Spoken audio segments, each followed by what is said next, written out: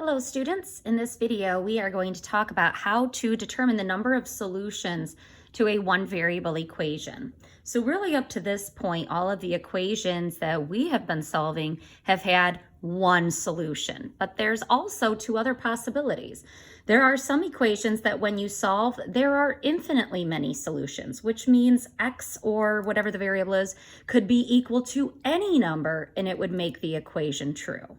And then there are some situations where there are no solutions. So there is absolutely no numerical value for the variable that would make the equation true. So today we're going to look at some examples of each of those. So let's start with what we know already. So we've already been solving equations that have one solution. So for example, 4x plus 2 equals 10. Okay, so if we go and I'm going to go through these steps quickly, but if we solve this two-step equation, we begin by subtracting 2 from both sides, okay? 10 minus 2 is going to give us 8. 2 minus 2 will cancel, and we're left with 4x equaling 8. You know the next step here, undo that multiplication by 4, so divide both sides by 4. And that leaves us with x equaling 2, okay? So what that means then, because we end up, after we've solved the equation, we've gone through these steps, that means here that there is one solution, and that solution is 2. That is the only number that we could plug in for x here that would make this equation true, right? So 4 times 2 is 8 plus 2 equals 10. There's no other solution that would work. Let's take a look at a more in-depth, let's look at one with variables on both sides. Okay, that's a little more complex, so we can see that it works the same way. So let's take x plus 2x plus 7 equals 5x plus 6x plus 15. So we don't have any distributive property here, but we do have some combining like terms. So we'll go ahead and get our like terms combined. I see x plus 2x. So I can simplify that. Is going to give us a 3x plus 7 equaling, and then here I have like terms, 5x plus 6x is going to be 11x, and then plus 15. So with an equation that has variables on both sides, you know that we need to bring the variables to one side of the equation. So I'm going to go ahead and bring this 3x over to the right side. And the way I'm going to do that is by doing the opposite. So if I subtract 3x here, that's going to cancel from the left, and it's going to bring it over to the right. So what you do to one side of the equation, you have to do to the other. If I simplify that, then I'm going to be left with 7 equaling, that's going to give us 8x, and then plus 15, okay? And now I'm going to go ahead and subtract 15 from both sides, so I can get x by itself. Okay, so we'll get rid of this 15, bring it on over here. Okay, 15 minus 15 is going to cancel, leaving us with 8x on the right side of the equation. 7 minus 15 is going to give us a negative 8. Okay, and then if I divide now both sides by 8, 8's cancel, leaving me with x equaling negative 8 divided by 8, which is going to give me a negative 1.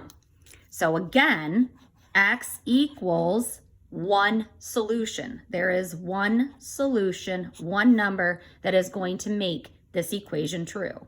So if I were to go in and substitute negative 1 in for each of these x's, I will see that the equation is true. Okay? So again, those are the equations that we have been solving. There is one solution. Okay? And really, we could have stopped it back here at this point. When you end up with that two-step equation that looks like this, right away you're going to know, oh, that is going to have one solution. There will be one number for x that works. All right, now let's look at infinitely many solutions. This means that x can be any number. So very simply, if you have an equation that looks like this, 2x plus 3 equals 2x plus 3. Do you see how those two sides of the equal sign are exactly identical? we can stop right there and say this is going to have infinitely many solutions because the left side is completely identical to the right side. But just so we can prove it, let's go ahead and actually solve this thing. So I'm going to get my variables together on one side of the equation. Okay, so let's subtract 2x from here, okay, to bring our x's together. Again, what you do to one side of the equation, there you have to do to the other. So 2x minus 2x, that's going to leave me with 3 on the left side of the equal sign. 2x minus 2x, that's also going to cancel, and I'm going to be left with 3 on the right side of the equal sign. Okay, so we have 3 equaling 3, which means no matter what, both sides of those equations are going, or both sides of the equation are going to be infinitely many solutions. So I just kind of drew a little infinity around the solution there, okay?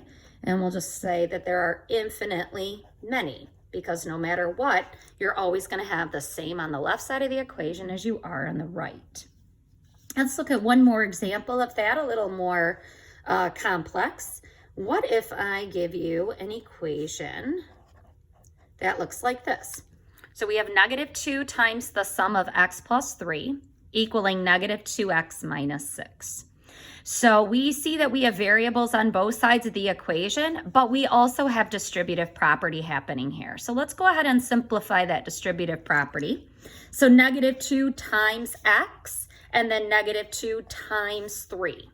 So let's simplify that. So negative 2 times x, that's going to be negative 2x, and then plus, and then negative 2 times 3, that's going to give us a negative 6. Okay, and then rewrite the right side of the equation. And look what we have here. Again, two sides of the equation that are identical. Negative 2x plus a negative 6, well, that's the same as negative 2x minus 6. So again, I have both sides of the equation are identical, which tells me we're going to have infinitely many solutions. So I can stop at that point, recognize that they're both the same, and be done. Or you can go ahead and bring your x terms together.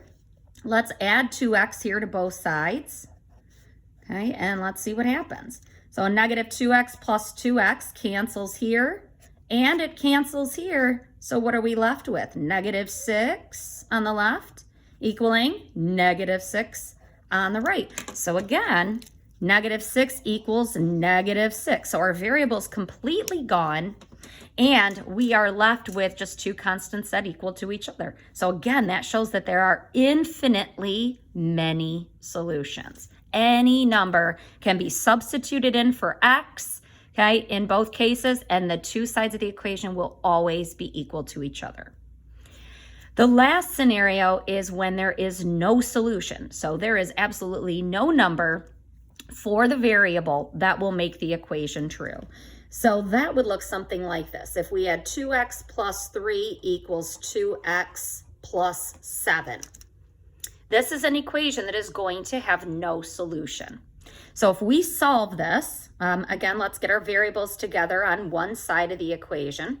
So I'll subtract 2x from here. What's due to one side? Again, you got to come over here and do to the other. So if I subtract 2x from both sides, 2x minus 2x cancels. 2x minus 2x cancels on the right side. Look what we're left with. You had a 3 on the left side of the equation and a 7 on the right side.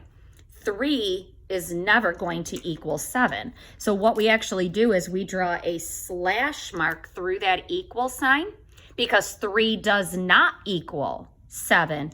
And then you would say that there is no solution because 3 will never equal 7. Okay, so there is no number I can substitute in for x here that would make these equations true.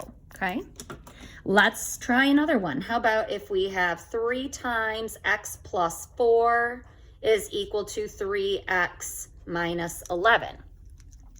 So if we look at this equation, again, I see that I have variables on both sides, and I also have the distributive property. So let's go ahead and simplify the distributive property first. So we have 3 times x and then 3 times 4.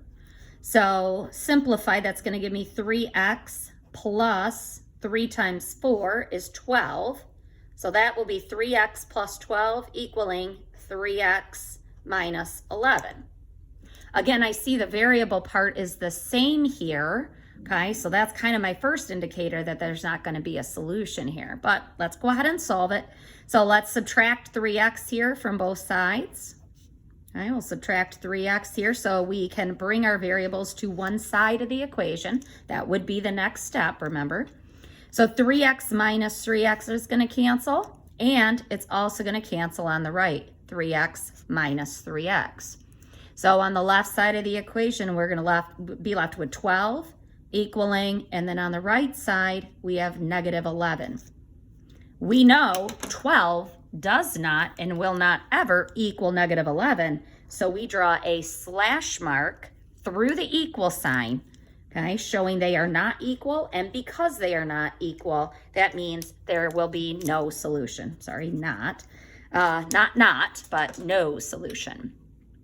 So now when you are solving equations and you're asked, how many solutions will there be for the equation? You need to solve the problem just like what we've been doing. So you're still solving the equation, but now there are going to be 3 different possibilities. There could be one solution if it's x equaling something.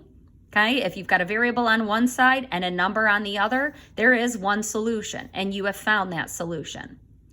Or you might solve an equation and find that there are infinitely many solutions. So if you solve the equation and you get something that is exactly the same on both sides of the equation, that means there are infinitely many solutions. You could substitute any number in for the variable and it would make the equation true. Or a third scenario would be if you solve the equation and you have 2 completely different constants, 2 completely different numbers on either side of the equation, and they of course would never be equal to each other, then you would say there is no solution. So there is no number that I'd be able to substitute in here into this equation that would make this equation true. Okay, so those are the 3 scenarios that you guys are going to be finding in the lesson for today. So if you have any questions, as always, be sure to email your teachers. We'll see you in the next video.